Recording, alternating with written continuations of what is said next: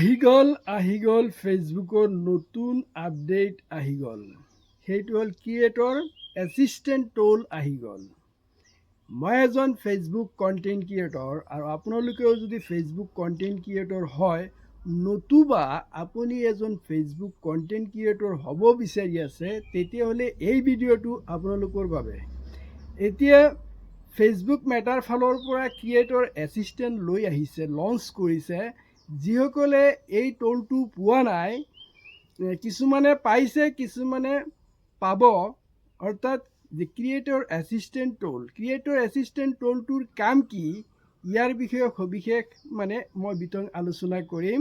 যে creator assistant এনেকুৱা এটা টুল যিটো যে MLAৰ লগত যি ছেক্ৰেটাৰী থাকে বা মন্ত্ৰীৰ লগত PA থাকে, যে ক্ৰিয়েটৰসকলৰ গাইড কৰিবৰ কাৰণে ক্ৰিয়েটৰ এছিষ্টেণ্ট টুলটো ফেচবুক মেটাৰ ফালৰ পৰা লঞ্চ কৰিছে। যে কিছুমানে পাইছে, কিছুমানে পোৱা নাই। এতিয়া কথাটো হ'ল কি, যে ইয়াৰ কাম কি, কেনেকৈ কাম কৰে। অৰ্থাৎ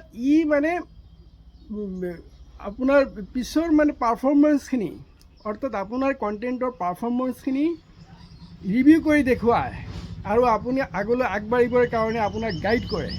সেয়াই হ'ল ইয়াৰ কাম। সকলো ভালে থাকিব, সুস্থ থাকিব। লগ পাম নেক্সট ভিডিঅ'ত। আজিলৈ